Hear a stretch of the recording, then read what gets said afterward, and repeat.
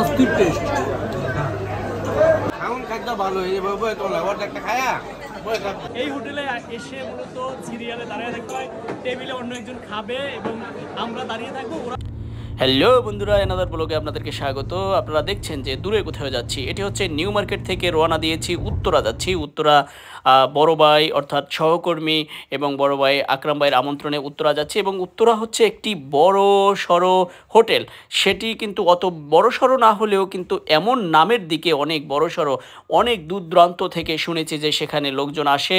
এবং এটি মূলত গল্প করেছিল আকরাম ভাই। আকরাম ভাই আজকের আমন্ত্রণে নিয়ে আসছে এবং এখানে এসে যেটি দেখলাম, ও মাই গড, চোখ কপালে উঠে যাওয়ার মতো।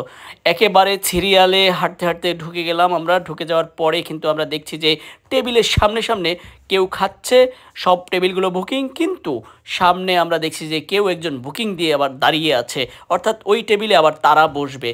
এভাবে আমি দেখে তো অবাক হয়ে গেছি। আবার লেখা আছে ভিডিও করা নিষেধ, সেটি লেখা আছে। তারপরেও আমি তো ভিডিও না করলে পারবো না, কারণ আমি যে কোনোভাবে ভিডিও করবই, সেটা আপনারাও জানেন যে যেহেতু ভিডিও করার অভ্যাস আছে। এখন হঠাৎ করে এসেই দেখি আকরাম ভাই এসে দাঁড়িয়ে আছে টেবিল একটার সামনে। ব্যাপার কি, দাঁড়িয়ে রইলো কেন জিজ্ঞেস করতেই বুঝতে পারলাম যে আর বেশি বাকি নাই, যে এখানে টেবিলটা বুকিং দেওয়া হচ্ছে। এভাবে আপনারা দেখতে পাচ্ছেন যে সবাই খাচ্ছে আর একজন করে দাঁড়িয়ে আছে। আমিও এবার সিরিয়ালে দাঁড়ালাম আকরাম ভাইয়ের সাথে এবং কথা আমার চোখে মুখে হাসি যে আসলে এভাবে কখনো দাঁড়িয়ে থেকে টেবিল বুকিং দিয়ে খাবার খেতে হয়। সবসময় আমরা হোটেলে দেখি যে সবসময় যে আমাদেরকে ডাকা হয়, কিন্তু আমরা এখন উল্টো এখানে এসে দাঁড়িয়ে থাকতে হয় খাবারের জন্য। আমরা মূলত দাঁড়িয়ে আছি, আমার সিনিয়র ভাই আছে আকরাম ভাই সহ। আকরাম ভাইয়ের আমন্ত্রণে এই হোটেলে এসে দেখলাম যে আয়নার নামে একটা হোটেল। এই হোটেলে এসে মূলত সিরিয়ালে দাঁড়িয়ে থাকতে হয়, টেবিলে অন্য একজন খাবে এবং আমরা দাঁড়িয়ে থাকবো। ওরা উঠলে তারপরে অন্য একজন ইতিমধ্যে কিন্তু আসছে, আসার পরে দেখছি যে আমরা দাঁড়িয়ে রয়েছি আর আরেক টেবিল বুকিং করতে চলে গেছে। অর্থাৎ এই হোটেলটি সম্পর্কে বিস্তারিত পরে তুলে ধরছি, আগে খেয়ে নেই। তো এবার একটু আকরাম ভাই থেকে জানবো যে আসলে এই হোটেলটা গরুর মাংসের জন্য আয়নার হোটেল। আমরা আগেও খাইছি এখানে, আজকে হচ্ছে আসলাম। এখন দাঁড়িয়ে আছেন কেন? দাঁড়িয়ে আছি এখানে আসলে দাঁড়িয়ে থেকে আসলে সিরিয়াল ধরে খেতে হয়। ওকে ভাই, কেমন লাগছে এখানে এত ভিড় কেন? এমন খাদ্য ভালো এইভাবে তো লেবারটা একটা খায়া সিরিয়াল বেশি দেখে মানে ভিড়ে দিলে ওইরকম সার্ভিস করা, তারপরে তো আসবেন তাই না? খাবার ভালো।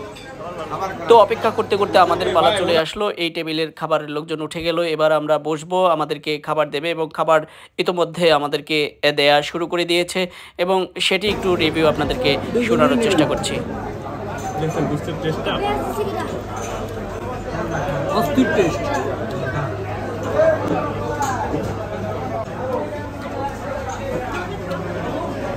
গরু মাংস তো আমরা সবাই খাই, কিন্তু রান্নার স্বাদ সবসময় আমরা দেখছি যে ভিন্ন ভিন্ন হতে পারে। এই হোটেলটায় সত্যি আকরাম ভাই যে এনেছে ডিফারেন্ট কিছু পেয়েছি। মানে স্বাদ কাকে বলেন, মাংস রান্না করলে এভাবেই রান্না করতে হয়। কিন্তু খেয়ে নেই, তারপরে বিস্তারিত বলবো। সেই আজিমপুর থেকে আমরা এখানে আসছি উত্তরা, কত দূরে আসছি। আসলে দূরে আসার পরেও খাবারটা হেভি টেস্ট। মাংসটা আসলে রান্না করাটা অন্যরকম, টেস্টটা অন্যরকম। আমরা যেমনটা দেখেছি যে দূর দূরান্ত থেকে, বিশেষ করে নরসিংদী, গাজীপুর থেকে অনেকে এসেছেন এই গরুর মাংস, আয়নালের গরুর মাংস খাওয়ার জন্য। বলে রাখা ভালো, আমাদের সাথে কিন্তু আরও দুজন গেস্ট আছে, আমাদের পাইলট এবং হচ্ছে আমাদের আরেক রাসেল ভাই, যিনি আমাদের সাথে সবসময় কাজ করে। আয়নালে আমরা খেয়েছি, খেয়ে এখন আবার আমাদের গন্তব্য সেই নিউ মার্কেট এলাকায় আমরা যাব। এখন চলুন আপনাদেরকে নিয়ে যাই সেই আমাদের গন্তব্য।